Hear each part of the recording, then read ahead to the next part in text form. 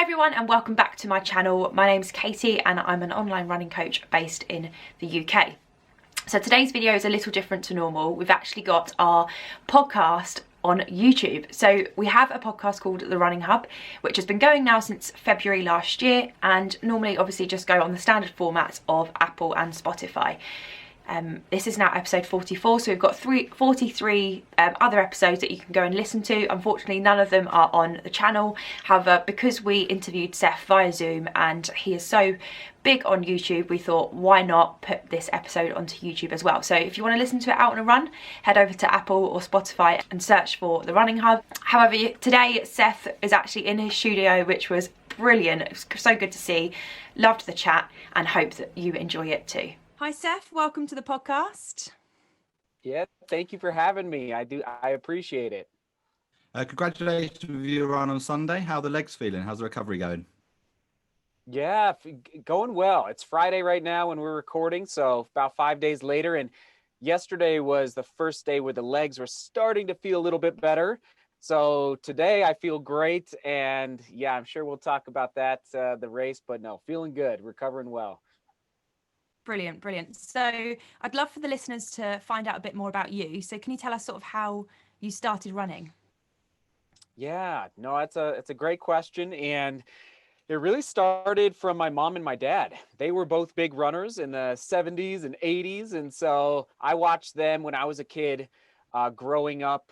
They would be racing local 5Ks, 10Ks, and watch my dad run the Pikes Peak Ascent and the Pikes Peak Marathon, which I was able to race last summer. And so the short story is that as a sixth grader, I was a very small kid, really, like very small kid. So I played soccer, or what you all would call football, and I couldn't, I couldn't kick the ball very hard, but I could outrun everybody on the field. So I was a midfielder. So I would always play offense and defense. And so I was always running, and eventually realized, like, wait a minute, why I can't really compete with, all of my friends played and they were at least 4, 5, 6 inches taller than me. So I decided to just cut out the soccer ball and just go run. And so that's when I joined the cross country team in middle school and high school, and ran through middle school, high school, and then eventually walked on to the University of Colorado cross country team in college. So that's a very short version of how I started running. Yeah. Brilliant. Love it. Sounds good. So more recently, people will know of your achievements, winning the Pikes Peak Marathon, your PR or PB as we call it over here at Naples on Sunday. But what do you think is your biggest achievement in running? Oh man, wow, that's a good one. Ever? That's a big question. That's a really good question. I'd like to say maybe it was the Pikes Peak Marathon, but really, I mean, from a competition standpoint, it would have to be probably walking on to the University of Colorado cross country team. It's a pretty big deal. They're often, national champions, and the coach, Mark Wetmore, has coached, at least 10 Olympians over the years. So it's a very successful program, and it was a big deal. Like, I was not fast enough in high school to be recruited to running college. So trained on my own. I tried out my freshman year as a walk-on, did not make the team. And then I tried again a year later after training myself alone and managed to walk on. So I'd say that was probably my biggest accomplishment. Yeah. Brilliant. And without that sort of starts the story, doesn't it? So. Yeah, exactly. It's a key part of the big story with my running. And and that's a shout out to all the kids out there watching and listening who are in high school, who may not be winning races or may not be finishing toward the top. Like, keep working, stay patient, and like, it's amazing if you stay persistent how much better you can become, how much faster you can become. But it just doesn't happen with a snap of the finger. Just to give some context, I was a 16:27 guy in high school for the 5K, which is a good time, but it's not fast enough to be recruited to run at a top program. And so I've just slowly gotten faster and faster over time. Yeah. So anyway, that's a little encouragement to any younger kids out there watching. Like, it's amazing how much better you can get if you're patient and consistent in your training. Yeah, I love it. We always say that, trust the process. Yes, exactly. Exactly. So you do a bit of everything. So we've seen you on the track, you've done road races, you've done crazy mountain races. But what would you say would be your favorite race distance and why? Oh, another great question. Right now, my least favorite is probably the road marathon. I just gotta figure. I gotta. I've got to figure out how to crack the code of the road marathon. The half marathon on the road, like, it's a painful race, but it's nothing like the marathon. And so it was really fun to run. In my case, it was over in 65 minutes. And so the pain is there, but it's not there for like an extended period of time. I'd say one of my favorite distances, and like this summer, I hope to do quite a bit of mountain racing, but I do love like a 50K on the trails, but like a marathon mountain race where it's actual like vertical gain, like big vertical gain, is probably close to my favorite distance and I guess type of running. So yeah, that'd be my answer. That's a new one to the channel. We've never had that answer before. So Right. you're unique. The vertical, I know the vertical gain is, I love, I don't know. I think my leg and my cadence, it just works well with like uphill running. So Nice. So through watching your vlog over the last few years, you have quite a few different sort of training cycles that you learn sure. from. Have you got any bad experiences you can share that you've definitely learned from? It within a training cycle. Yeah. Um, hmm. Well, I mean, I'd say the least, yeah, the one that was not good was as I was transitioning, and probably a lot of people, well, maybe not a lot, but it's a good note. So after college, 10 years ago, I took about 5 years of very not much running at all. Like, I was not racing much. I was just kind of chilling out. I needed a little bit of a break mentally, physically. And so then about 5 years ago, I decided to kind of, reinvestigate running again, like just kind of get back into it with, first of all, mountain running and then eventually ultra running, 50Ks, 50 milers. But then 2 years ago, I just thought, I wonder if I could still run a fast road marathon. I had never run one before. So I was transitioning from the mountains and ultra running back to the roads. And I ended up with a stress reaction. So it was a really good lesson in my left foot. So it was a really good lesson, like, as you transition between different types of running, to just be very careful and very aware of what your body is telling you with respect to, like, because going from mountains and ultras on softer surfaces to pavement running and doing threshold runs on pavement, yeah, I ended up with a stress reaction. And so that was unfortunate. And I'd say that'd be my kind of biggest, not regret, but just like a training cycle that didn't work. Mm. So to finish on a high, what would you then say would be your sort of like best training cycle or best running moment? Like when on race day and it all comes together and you just feel like everything clicks. Have you got something that's sticking out in your mind? I mean, probably the Pikes Peak Marathon last summer. This Naples half marathon was really good. It went well. I didn't hit my A goal of, breaking into the 104s, but, the Pikes Peak Marathon, it was a lifelong dream to win that race and ended up, able to do that. And it was just a lot of good mountain training that I trusted the process and I trusted the work in the gym that I was doing, and ended up feeling just very strong running up the mountain. And for those that don't know, it's a 13 miles up, 13 miles down, and you gain about 7,200 feet of vertical gain not sure what that is exactly in meters, but it's quite a bit. And so then back down. And so, yeah, I would say the Pikes Peak Marathon training block went really well. Yeah. With reference to this training block you've just been through now, I quite enjoyed watching it. And you had your 3 weeks at 130 miles.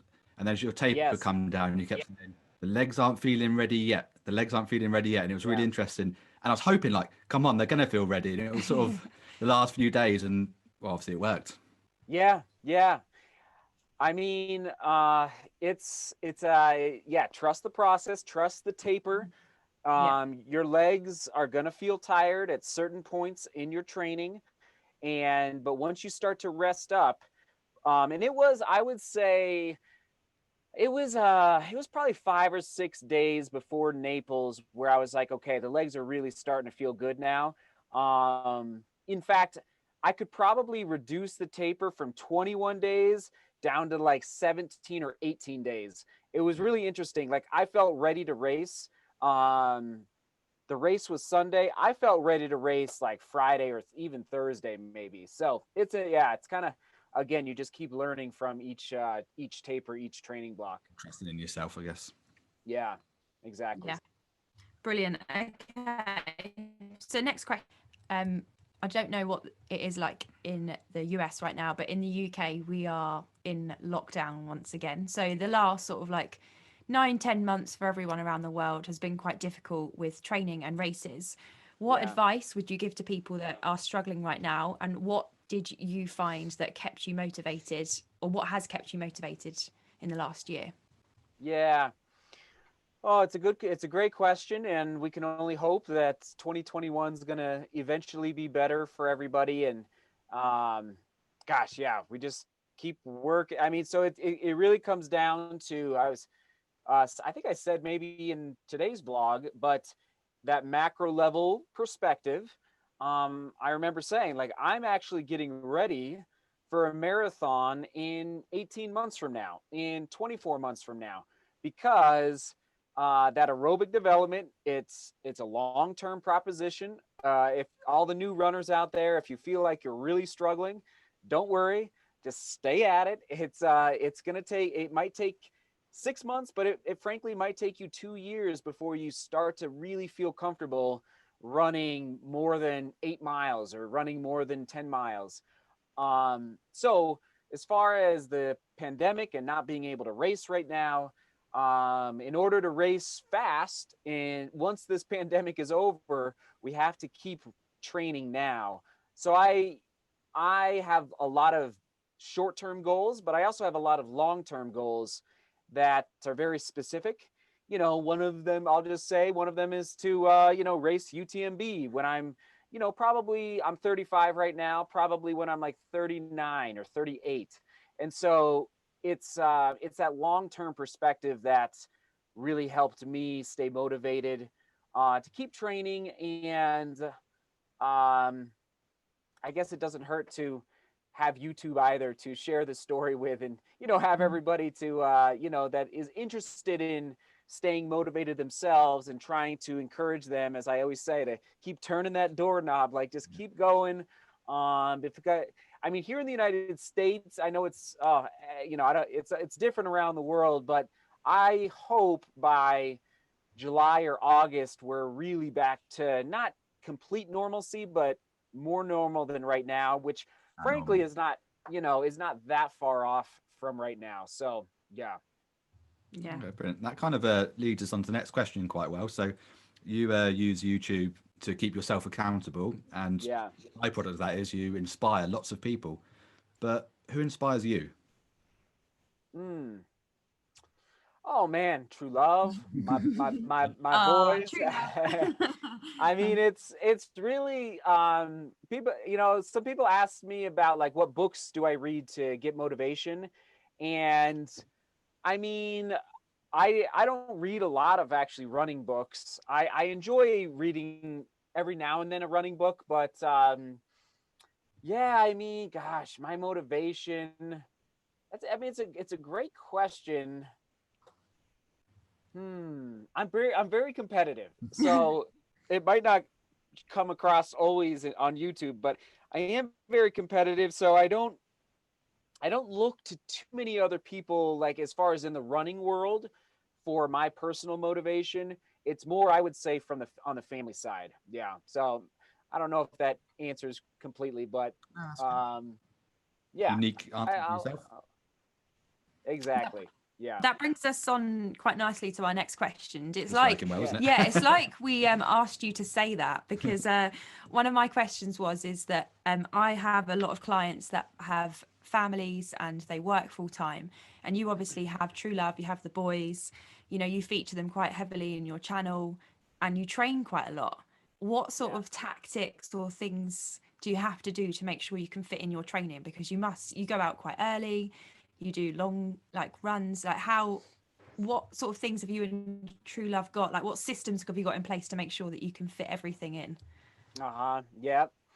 Well, we talk about small plates. So every, if you've got 3 hours to train every day, when are you going to do it? Because once those 3 hours are up, it's over. You got to move on to the next task, whether in my case, it's filming the vlog or editing the vlog or, putting the kids to bed.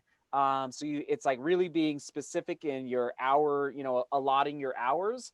But what I learned, and you just mentioned it in this last training block, I've never enjoyed training early in the morning in the middle of the winter because it's so cold. But this year, because of Naples, I've basically retrained myself to get out the door at 5 a.m. in the middle of the winter when it's, freezing out and it's snowing sometimes. So to run a lot like I have done, I've had to really focus on getting training in. So doing doubles, running in the morning, running in the, and I'm not recommending that, but it's just like how I've had to do it. Yep. And not to mention, I lean in the direction of my training. I enjoy higher volume. It's not for everybody, but that's just how I like to train. So because of that, I realized, like, in order to get everything in with a family and everything else, I just have to get out the door early in the morning to get all the tasks done by the end of the day. And it's definitely an ongoing conversation with True Love, who is now starting her own training. Yeah. And so we've had to talk about when she can fit hers in and when to squeeze it in. And like, we've come up with a good system, but it was a little bit of trial and error for the first, I would say, 3 or 4 months, just trying to nail down the right schedule for both of us. And yeah, so good question.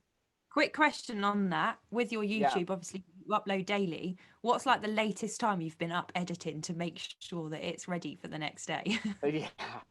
I mean, so back in the day, my laptop was not as fast as this one I have right here.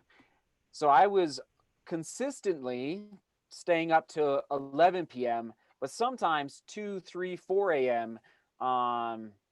So it's been a really crazy journey on YouTube, really hard, but over time it's gotten easier. So for everybody out there who has a YouTube channel, or it does get easier, but it's taken years to come down to create a good system to make it more efficient. But yeah, it's I've often been up well past midnight. Yeah. Go on then, James. James will ask you about trainers because he loves them. Okay, yeah. So I get in trouble quite a lot because I'll watch your channel and I'll see you review a pair of trainers, and then a day later a box will arrive at the door, and Katie will say, "What's that now?" And I'll say, "Well, Seth said they're good." So, That's awesome. Right here in the Shoedio. yeah. What currently is your favorite brand? And if you had to stay with one brand for the rest of your career, what would it be? Oh man, put me on the spot. Yeah. Okay. I'm not afraid to answer.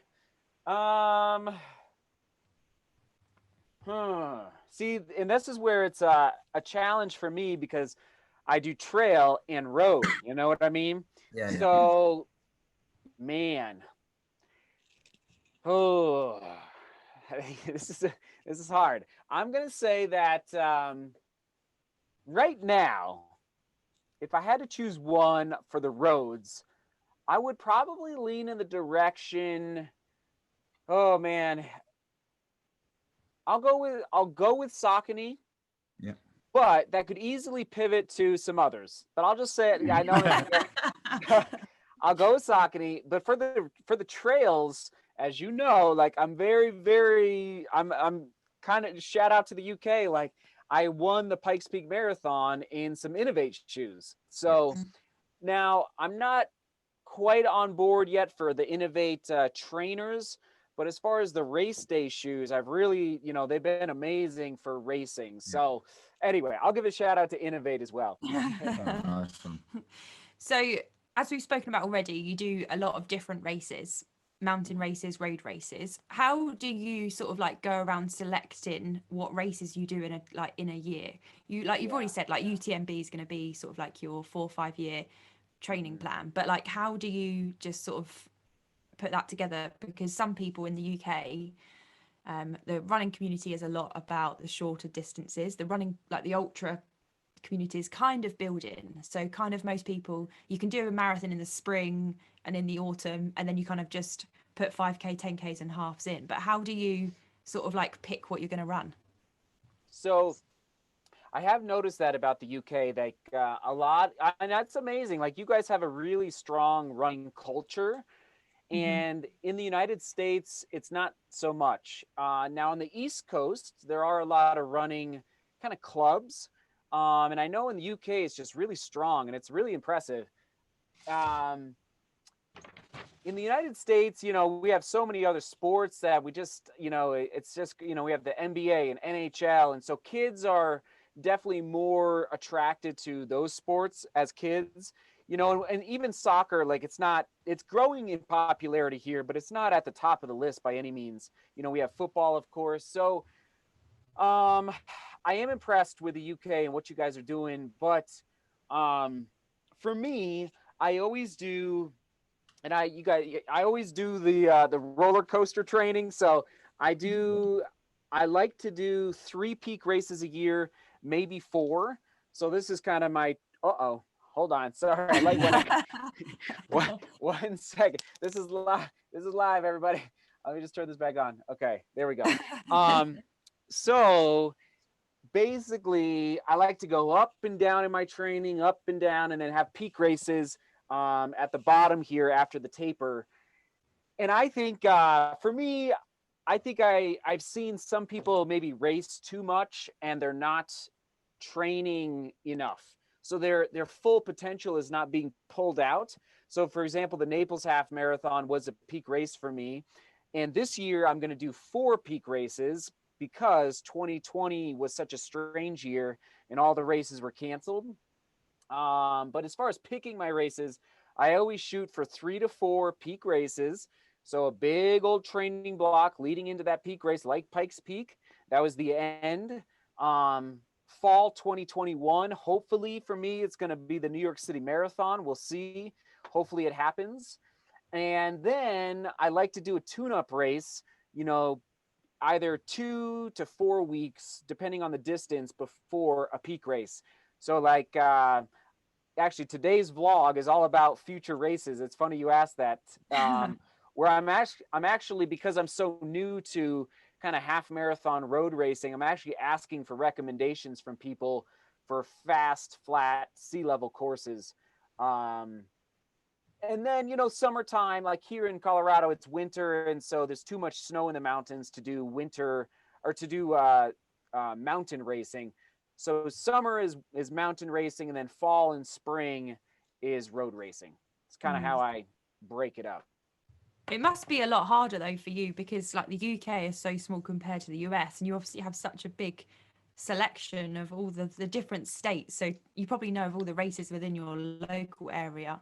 So you probably aren't always aware of some of the other races that are going on in the US. But I must admit, shamefully of me, when James watches your videos every day and I hear them in the background sometimes, and you've been talking about Naples, and until the end I didn't realize that it was actually in Florida, not Italy. Naples, Florida.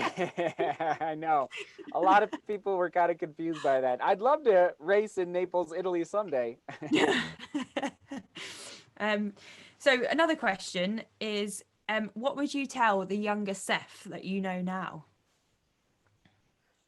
Oh man, I mean, I didn't, after college, I took a break, and I'm glad I took a break, but I wish I would have kept training maybe at a little bit of a higher level after college, maybe take like a year of non-competitive racing. But I took time off, which was fine, but I think I could have been doing a lot of what I'm doing now, let's say, in my late 20s rather than, let's say, mid 30s, which is fine. But anyway, that's maybe one thing I would have told myself is like, keep going, keep dreaming. I was fast in college, but again, it wasn't quite fast enough to, let's say, run professionally.